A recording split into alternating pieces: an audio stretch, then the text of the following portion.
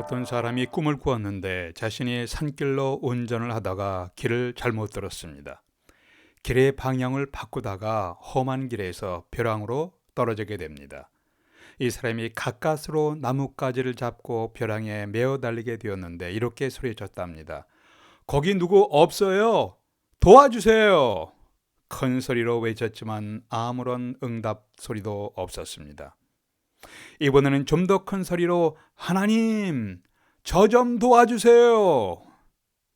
이때 잠시 후에 구름 속에서 소리가 나기를 두려워 말라, 내가 도와주리라. 내가 잡고 있는 나뭇가지를 놓아라.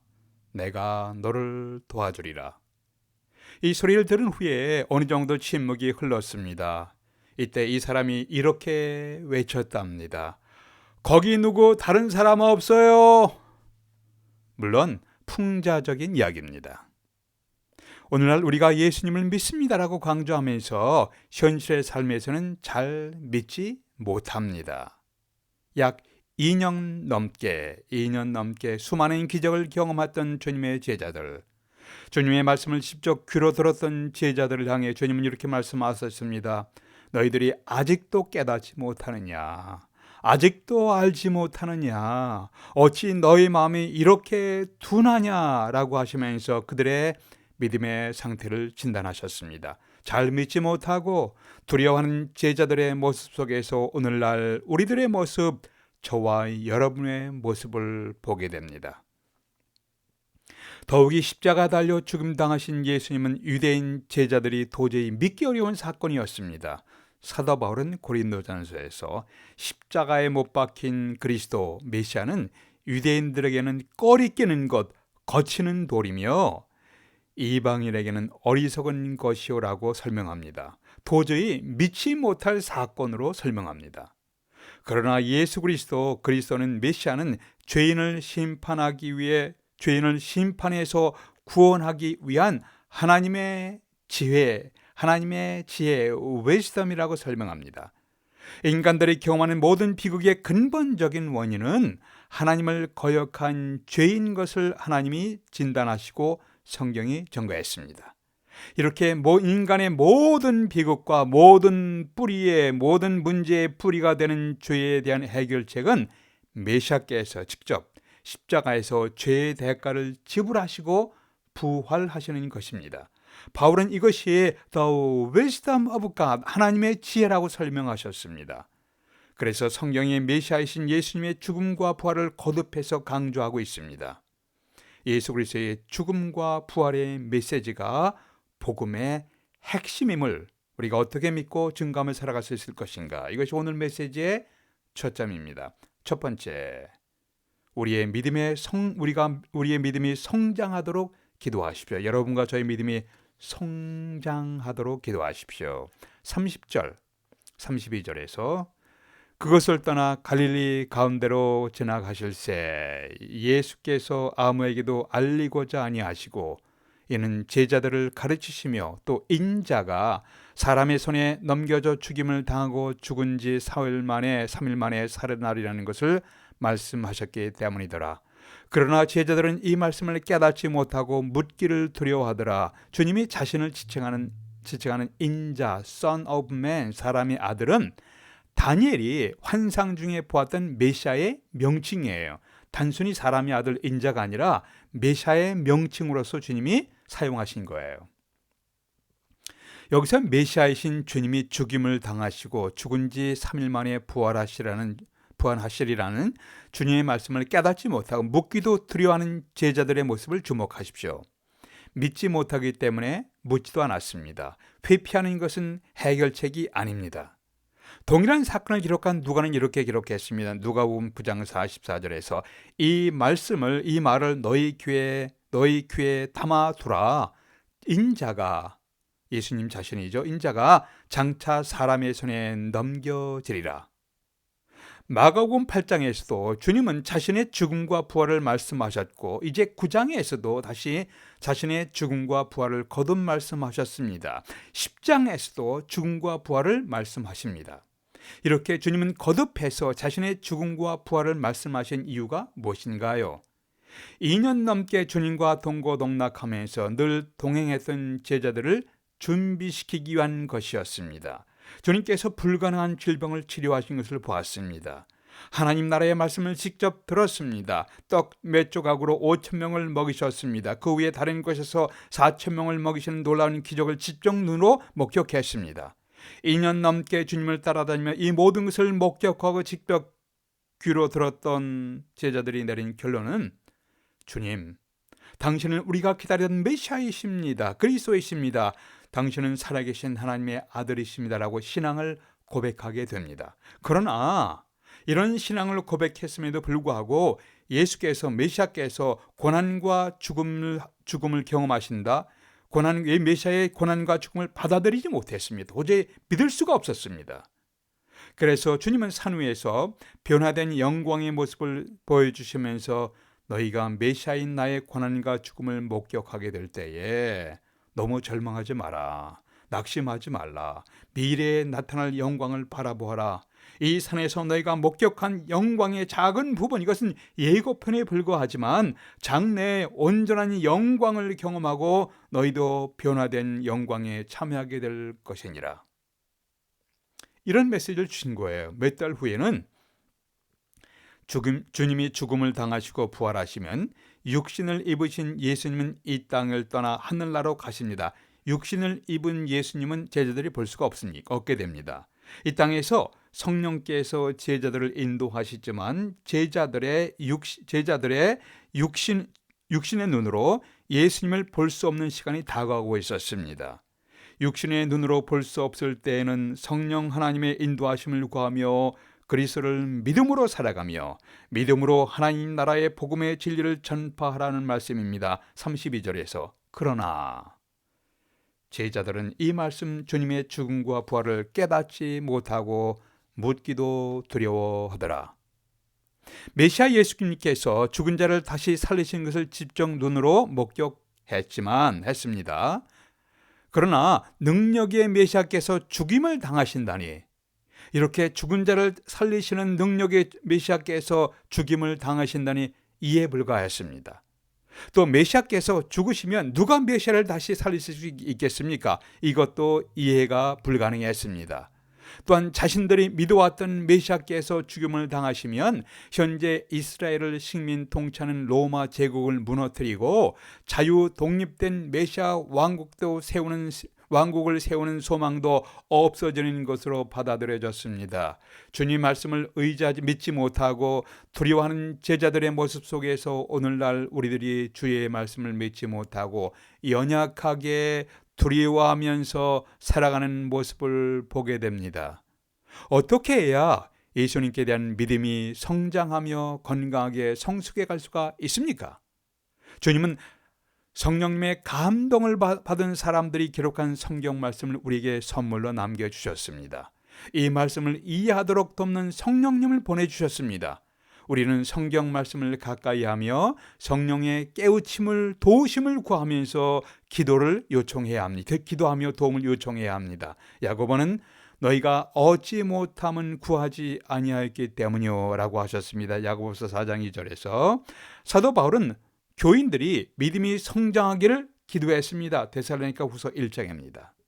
하나님, 저들의 믿음이 성장하게 하시옵소서. 믿음의 성장을 위해서 기도했습니다. 여러분은 자신의 믿음의 성장을 위해서 무엇을 하고 계십니까? 여러분은 성경 말씀을 규칙적으로 가까이 하며 믿음의 성장을 위해서 기도하고 계십니까? 예수 그리스도의 죽음과 부활의 메시지가 복음의 핵심임을 어떻게 믿고 증거하며 살아갈 수 있을 것인가? 첫 번째는 믿음이 성장하도록 기도하십시오. 두 번째는 겸손을 배우게 되도록 기도하십시오. 겸손. 33절 34절에서. 가버나움에 이르러 집에 계실새 제자들에게 물으시되 너희가 길에서 서로 토론한 것이 무엇이냐 하시되 그들이 잠잠하니 이는 길에서 서로 누가 크냐 하고 쟁론하였습니다. 갈릴리를 거쳐서 이제 예루살렘으로 가는 도중인데 주님은 예루살렘에서 받을 모욕과 고난과 죽음을 생각하면서 제자들을 준비시키는 가르침을 주셨습니다. 그러나 제자들은 길에서 서로 논쟁하고 있었습니다. 그 논쟁은 누가 더 잘났냐입니다. 서로 잘났다고 논쟁하며 더욱더 큰 영광을 받기에 애쓰는 모습, 완전히 세속적인 모습이에요. 아마도 베드로와 요한과 야고보가 더욱 자신이 잘났다고 주장했을 것을 추정할 수가 있습니다. 이 중에서 베드로가 가장 뛰어난 제자라고 했을 가능성이 있습니다. 변화산에 올랐을 때에 예수께서 모세와 엘리야와 대화하시는 영광스러운 광경을 본 제자들은 이들 3명이었습니다. 그 중에 베드로는 주님께 대해서 우리가 초막 셋을 짓겠습니다 라고 이야기까지 했습니다. 그런데 야고보와 요한도 보통이 아닙니다. 영광과 권세를 추구하는 것이 대단했습니다. 자기의 어머니까지 동원했습니다. 마가복음 10장에 보니까 야고보와 요한이 주님께 이를 요청합니다. 동일한 이야기를 기록한 마태에서는 여기에 이들의 어머니가 등장하며 이런 말씀을 하십니다. 나의 2 아들을 주님의 나라에서 하나는 주의 오른편에 하나는 왼편에 앉게 해주십시오라고 요청합니다.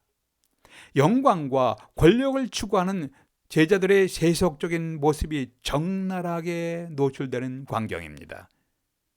마치 유치원생들처럼 유치하고 미성숙한 행태입니다.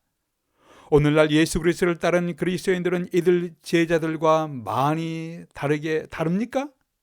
베드로와 요한과 야고보와는 다르게 우리는 더욱 성숙되고 더욱 겸손한 모습인가요? 세속적인 영광과 권력을 추구하는 제자들은 그 당시에 겸손한 모본을 보질 못했습니다. 그 당시 종교 지도자들이 영광과 권력과 사람들의 인정을 추구하는 사람들이었기 때문에 그렇습니다.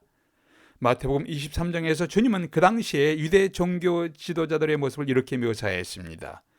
경건한다는 것을 보이기 위해서 머리 이마에 작은 성경 구절 적은 것을 매달고 옷을 길게 하고 잔치의 윗자리와 회당의 높은 자리와 시장에서 문안받는 것과 사람들에게 랍비라 칭함을 받는 것을 좋아하느니라.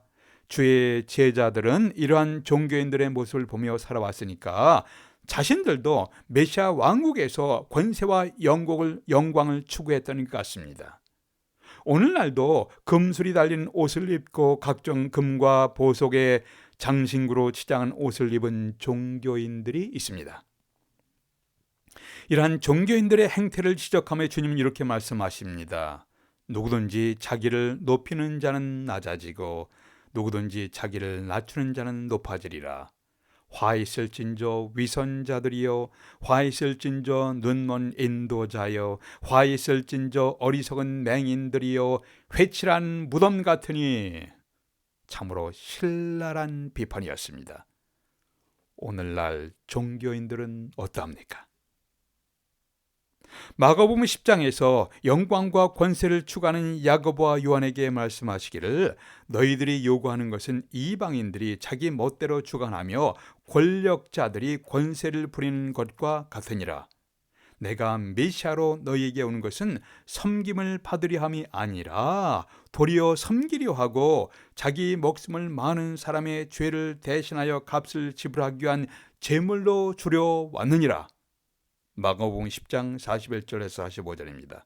주님은 겸손과 섬김의 최고의 모범자이십니다.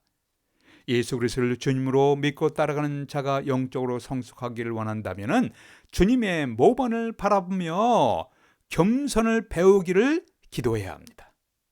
예수 그리스도는 빌립보서 2장에서 너희 안에 이 마음을 품으라 곧 그리스도 예수의 마음이니 그는 자기를 낮추시고 죽기까지 복종하셨으니 곧 십자가에 죽으심이라. 이러므로 하나님이 그를 지극히 높여 모든 이름 위에 뛰어난 이름을 주셨습니다. 모든 입으로 예수 그리스도를 주라 시인하여 하나님 아버지께 영광을 돌리게 하셨느니라. 제자들이 길에서 무엇을 논쟁했는지 주님이 이미 알고 계셨지만 제자들이 자신의 상태를 살펴보게 하기 위해서 이런 질문하십니다. 너희가 길에서 서로 토론하는 것이 무엇이냐? 무엇을 토론했느냐 길에서. 너무나 민망하여 자신들이 누가 우리 중에서 제일 우두머리인가를 크냐를 논쟁했다고 답변을 못합니다. 그러나 주님은 이미 그들의 심중 알고 계셨습니다. 누가는 이렇게 기록합니다. 누가복음의 9장에서 예수께서 그 마음에 누가 크냐며 변론하는 것을 아시고 어린아이 하나를 데려다가 내 이름으로 어린아이를 영접하며 섬기는 자가 그가 큰 자이니라. 오늘의 문화나 과거의 문화나 과거나 오늘날이나 세속사회에서 겸손은 칭찬받을 미덕이 아닙니다. 겸손은 부패한 인간의 마음속의 유전자와 맞지 않습니다.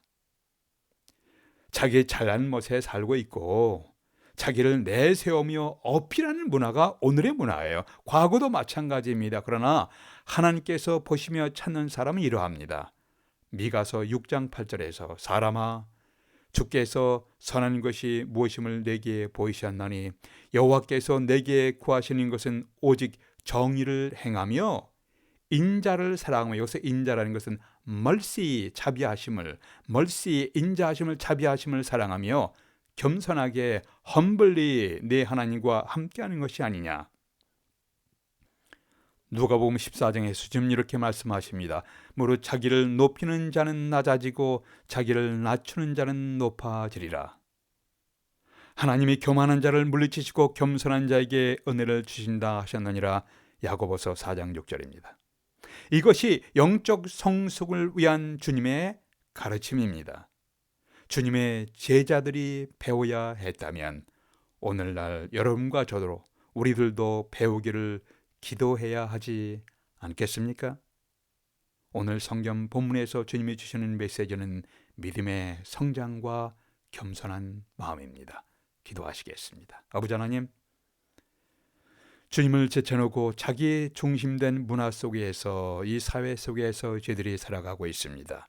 주님이 앉으셔서 주관해야 할 인생의 자리에 우리 자신이 앉아있는 모습이 있는지 우리 자신을 살펴보게 하시옵소서. 예수 그리스도의 모범을 통해서 믿음과 겸손의 마음을 배우며 성숙한 하나님의 사람이 되게 해 주시옵소서. 주 예수님의 이름으로 기도하옵나이다. 아멘.